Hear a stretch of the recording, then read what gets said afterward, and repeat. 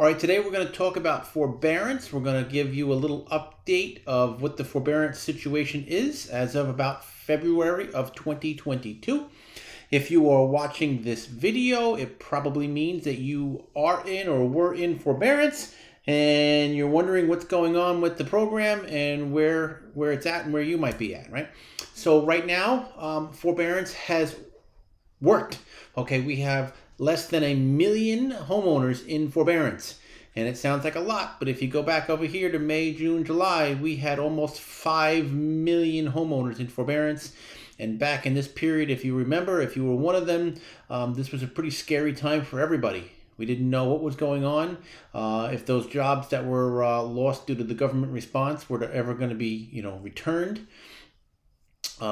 If you took this forbearance, were you going to be forced to pay back all of your missed payments at once? We know that is not true. Your lender cannot demand full payment of your forbearance monies up front. Okay, you can make arrangements to pay it monthly. You can make arrangements to put it at the end of your loan. There are things that you can do, but they cannot legally demand that money from you. But we didn't know that back then. People were just taking forbearance because, they suddenly were out of a job or they were fearful that they were going to be out of a job due to the government response to the pandemic. And then what? So this program actually helped people. We started to get people, off the forbearance program. And now we're, under 1 million people in forbearance. All right, coming from Black Knight data, they say as the COVID-19 pandemic continues to create uncertainty in the global economy, although I think it's slowing down a little bit, the overwhelming majority, 89% of single-family homeowners who sought financial assistance through the COVID-related mortgage forbearance programs have exited those plans. This is a good thing, okay? Almost 90% of people that went into forbearance have come out of forbearance. All right, here's how it breaks down. A little bit of a pie chart. We got the 38% have paid their forbearance money in full. So they were able to pay up that money up front. So if they took 6, 12, 18 months of forbearance, they were able to make up those forbearance numbers up front. Or you see over here about 7% paid the loan off. These are people that sold their homes, right? They said, you know what, we're done. And they sold their homes and they paid their loan off. But so about 38% of people just went right back to normal, like there's nothing, right? Now we have the blue.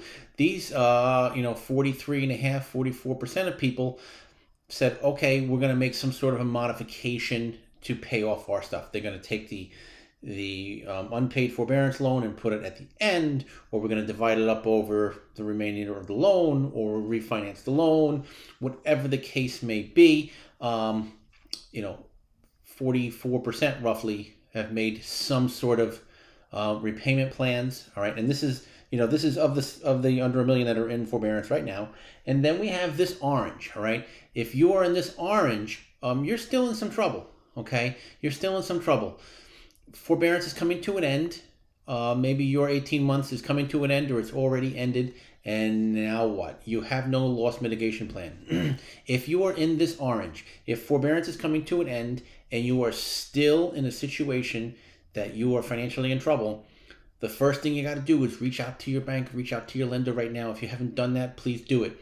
Again, I say this regularly. I say this all the time. The banks do not want to take your home. They do not want to foreclose on you. Not because they're nice people, but because they're in the business of lending money. They're not in the business of managing properties, okay? So if you reach out to them, the overwhelming majority of you will find yourself in this blue category where they're going to work with you, okay? Because they don't want to manage your property. If that's not the case for you, if you're not in a position where even you can work out, chances are you can call someone like me. I am a cash buyer and I'm also a real estate agent. And why is that possible? Because housing prices have increased so much and they are predicted to continue to increase so much. The value of your home is likely increasing faster than your debt is growing. Therefore, you can get out of your home, even if you don't want to, all right? But you can get out of your home without a foreclosure, okay? I know you may want to stay in your home and no one wants to kick you out of your house, but if the choice is get foreclosed on or sell it and break even or walk away with a little money and save your credit, do that, okay? Do that. But if you're in this group here, you're in this 17%, the first thing you got to do is reach out to your lender and see if you can make some sort of plan, okay? Because you don't want to end up going into foreclosure. You don't want to end up with a problem that could be avoided if you just talk to your lender. Okay, talking about foreclosures. We have 422,000 fewer foreclosures over the last 2 years. Now, I just saw a headline recently this week, that foreclosures have doubled, and it's sensationalizing things. Okay, for the last 2 years, the government has pretty much stopped all foreclosures. So any foreclosures is virtually doubling. Okay, go back to 2017, 2018, pre-pandemic. Okay. People that actually, went through foreclosure, where we're talking nationwide about 314,000, 280,000. So the average comes out to about 290 to 300,000. Okay. We're at right now 29,000. All right. And that's doubled. That's doubled. Don't listen to the sensationalism. There is not a wave of foreclosures coming, primarily, like I just said, because house values are high enough that most people, if you're behind, you can walk away and sell rather than go through the foreclosure process. Okay, foreclosure activity is at an all-time low. Okay, look at this. We're going back 2008, 9, 10. Remember, the last big crash. All right, the big crash was fueled by government. The government funding buyers that couldn't buy, and it pushed prices too high. And when that fell out, all the buyers fell out, and the house values dropped. These people, 2.8, 2.9 million people went through foreclosure because they couldn't sell. Right now, we're at about 151,000 foreclosures, for 2021. Okay, because all these people that were in trouble were able to sell. All right, and that's what's happening here. Equity is the name of the game. Equity is giving people options that they didn't have, say, in 2008, 9, 10, when house values just dropped so much. Coming from CoreLogic, okay, we may see a little bit of an uptick in foreclosure rates in 2022, but just an uptick, though, from an extraordinarily low level. We're not expecting a big increase. All right, we expect delinquency rates overall on home mortgages to actually continue to remain quite low. And why is that? By and large, for the last 8 or 10 years, mortgages have been issued to people that qualified for a mortgage under traditional means. Go back to the prior home crisis in 2006, 7, 8, 9, 10. People were getting 100 and 120% loans backed by the government because the government was pushing this home ownership is a right and everyone needs to have a house.